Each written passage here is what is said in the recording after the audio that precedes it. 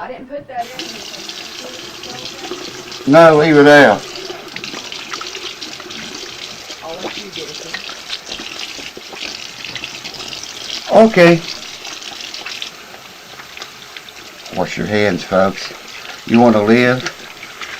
Wash your hands, keep them clean, and away from your face.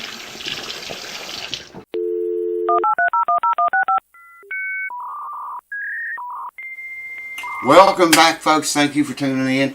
Today, I want to show you how to, if you ever run across the guitar, the truss rod is so tight, you're just afraid to tighten it anymore. You think it's going to break. I'm going to show you a way to make it go tighter, whether it likes it or not. It works. I've got videos about it that goes in a lot more detail than what I want to show you on this guitar. I got to do it to this guitar. So I'll put a link up here, if I can think to do that, to that video that goes in depth about how to do it. And I'm going to do it on this one. So let's do it! So the first thing I got to do is get these strings off. I'm going to take them clear off, and I'm going to loosen them, pull them out of the way, and I'll have this little thing I showed you guys that before. I don't know if you can see it or not. Yeah, I think you can see it there. All that is just goes behind the neck, and you pull the strings over it, holds it away. Got it from Stumac. I've got another one. I need it. I'm going to need it tonight. Don't know where it is. Anyways, I'm going to. That damn thing's dead. I don't even think it's got all the batteries in it. I need a key winder, baby. Find anything when you look for it. Anyways, I'll bring you back after I get the strings off and we'll get started on this. Wish me luck finding the freaking key winder. We got the strings loose.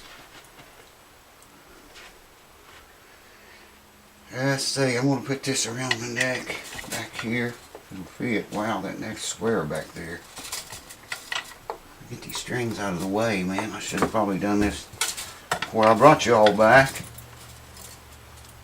How y'all doing, man? How is everybody? Put in the comments. That's far back, so we hope that's far enough. Yeah, I was just looking at this neck with the string stress off loose on the thing. It's wavy as a noodle of spaghetti.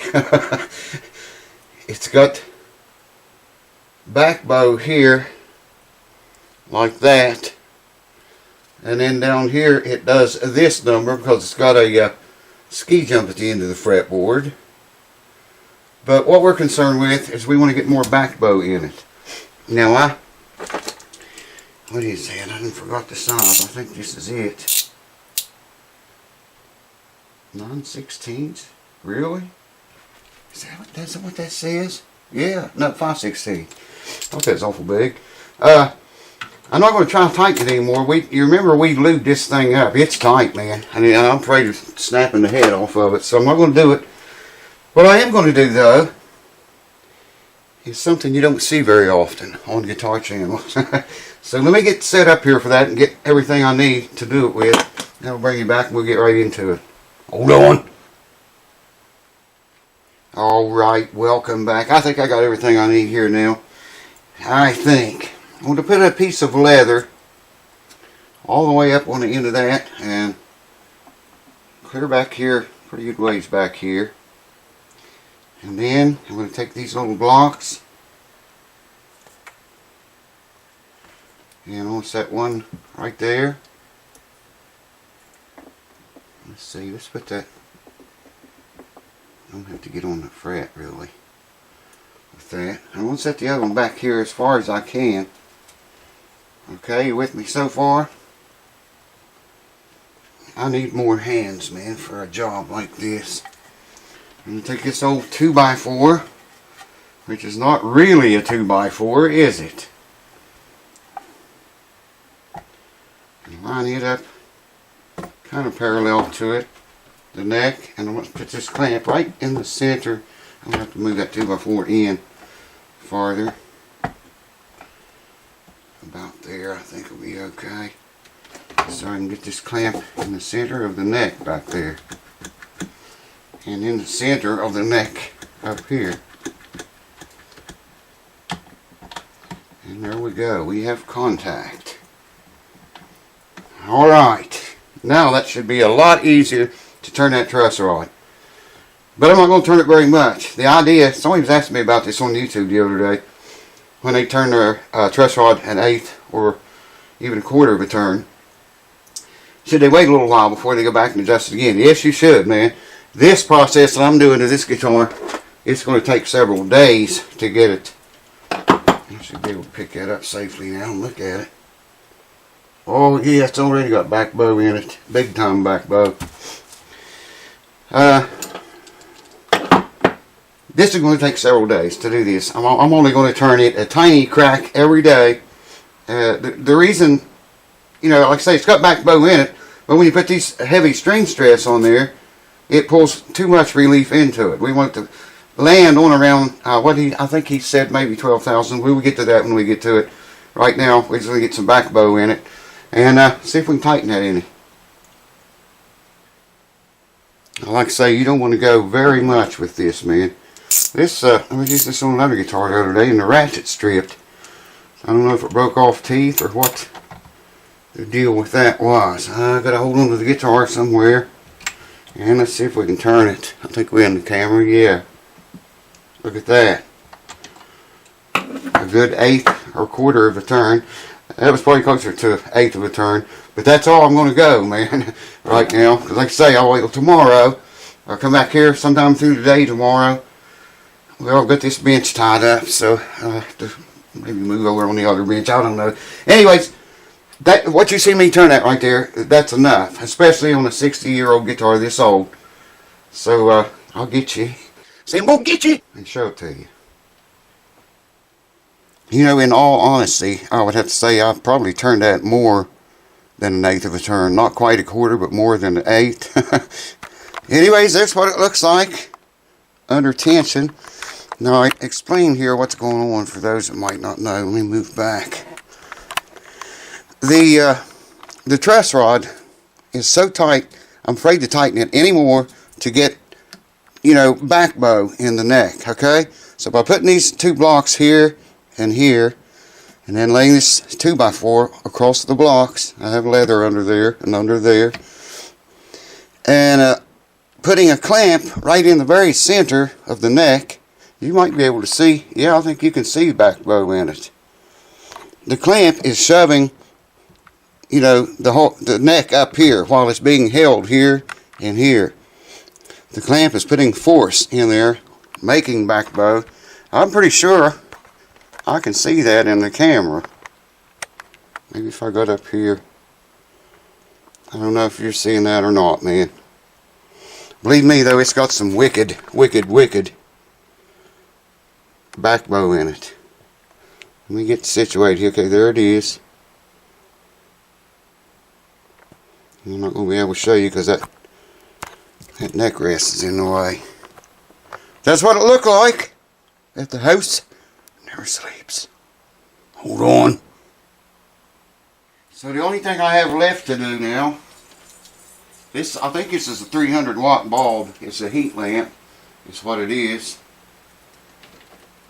And I can plug that sucker right there. And you know, I don't know how much heat I'm going to need. I probably run it up to around 150 degrees.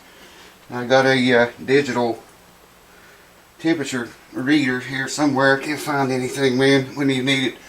About 150 degrees if I need to. I'm not going to put it on there right away and go to bed and leave it like that. I mean, tomorrow when I come back in here, I might see how tight it is so I can turn it a little bit more. If not, put a little heat on it. That heat, heating it up like this, and I'll also turn the guitar over and let this hang down, you know, at the edge of the desk there. Put heat on the back of it's what I'm getting at, if I need to. But I'll come in here tomorrow and check that each day, probably maybe a couple times a day even, and check it and see, you know, about where we are. Yes, check it and see about where we are. And, you know, if I can get a little bit more turn on it or not, or what, you know. And I'll hook heat onto it if need be. I'll put a little bit of heat on it right now because I'm going to be down here on that other bench over there working for a while. So, oh man, you got to be kidding me. Really?